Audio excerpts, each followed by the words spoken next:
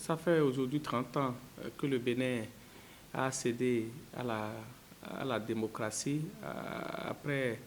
de lourdes crises sociopolitiques. Et cette crise a conduit à la conférence nationale des forces vives de la nation de février 90. Et aujourd'hui, nous avons obtenu de cette grande assise la démocratie. C'était 10 jours de travaux entre l'élite béninoise d'ailleurs et d'ici. Et nous avons, sous l'égide du Monseigneur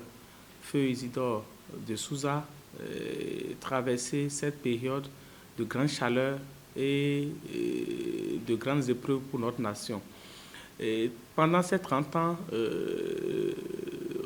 aujourd'hui du moins, nous devons faire un point et savoir les acquis, les avancées, les faiblesses et comment il faut projeter l'avenir. Nous avons obtenu à travers la démocratie l'alternance au sommet de l'État à travers les élections libres, transparentes et inclusives. Et aujourd'hui, nous avons organisé régulièrement nos élections, que ce soit présidentielles, législatives, municipales, communales et locales. Et nous avons, avec le multipartisme intégral prôné par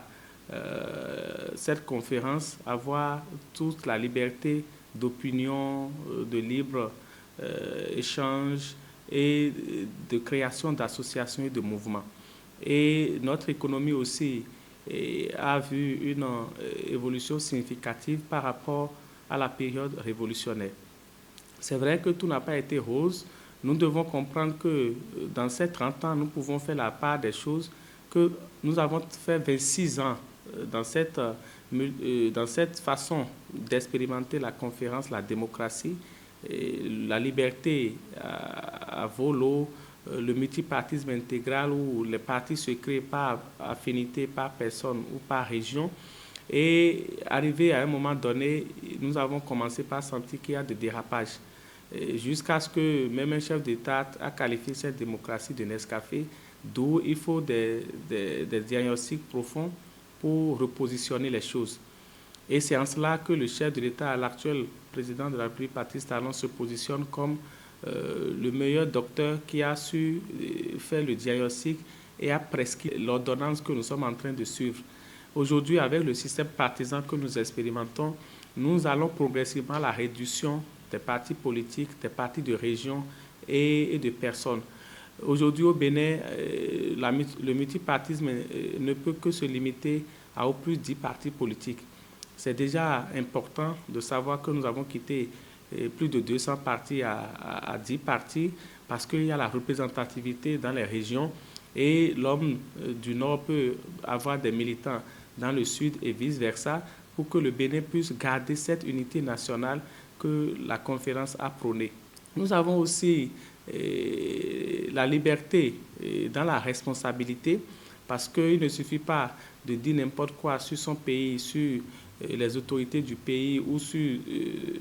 son frère parce que nous sommes libres, mais il faut justifier et prouver avec les dispositions législatives que le Parlement a adoptées, le Code numérique qui se positionne aujourd'hui comme l'instrument qui canalise un peu la façon dont nous évoluons dans cette liberté. Et je crois qu'avec notre économie aujourd'hui qui se positionne sur plusieurs jambes, il y a le port qui fait son petit bonhomme de chemin comme d'habitude, et il y a l'agriculture qui s'est assise sur cette pôle agricole, et le tourisme que le nouveau départ se positionne comme l'un des maillons forts pour notre économie désormais au Bénin. Cela montre que les 4 ans que nous expérimentons, ce nouveau système de faire la politique aujourd'hui dans notre pays prouve que les 30 ans de la démocratie que nous expérimentons dans notre pays a subi de chirurgie qu'il faut, et la jeunesse que nous constituons doivent savoir exploiter ces acquis dans la responsabilité et laisser un bon héritage à la postérité. Donc je crois qu'en général, nous maintenons les acquis de la démocratie issus de cette conférence et nous renforçons cela à travers les autres mesures que le système partisan qui est un outil politique, économique et social, permet aujourd'hui de mettre les jeunes au devant de la scène, de faire des femmes désormais dans notre pays des personnes qui joueront pleinement leur rôle de filles pour qu'ensemble, que ce soit femme, que ce soit homme, tout le monde puisse participer et se voir dans les grandes instances de décision. Et c'est toujours dans cette démocratie que ces choses reviennent et sont consolidées, sont bien planifiées pour que nous puissions poursuivre notre expérience et montrer à le monde entier, à toute la sous-région, que le Bénin demeure un laboratoire de démocratie. Et il faut retenir que nous avons passé toutes ces décennies dans la paix, dans la quiétude, dans la transparence, et malgré les divergences qui ont caractérisé les acteurs politiques, les couches sociales et de tout genre, nous avons su montrer notre fibre patriotique et nous avons traversé toutes ces périodes et nous croyons fermement que nous allons encore traverser les autres années à venir dans la paix, dans la quiétude et sans perdre de vue l'objectif, sans aller au dérapage pour que la postérité puisse être fière du Bénin de demain et que nous puissions laisser un héritage à notre génération et c'est relatif de la jeunesse d'aujourd'hui qui doit garder ces nouvelles donnes pour que désormais ce qui se fait aujourd'hui puisse être perpétué et bien entretenu. Nous partageons entièrement les analyses du chef de l'État parce que, comme je viens de le dire dans mes analyses, il se positionne comme le chirurgien adéquat parce que quand vous voyez ce qu'il a fait en 4 ans, comparé aux 26 ans que nous avons traversés dans la démocratie, vous verrez qu'il y a plus de concret que de trucs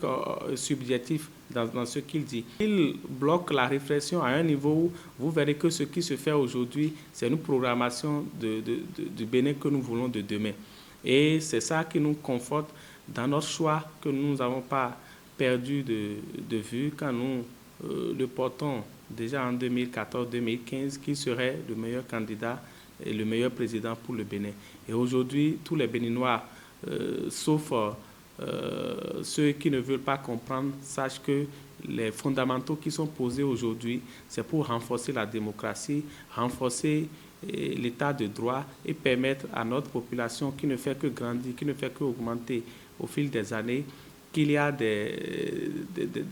balises qui sont faites pour préserver la vie humaine et laisser un bon héritage à la postérité.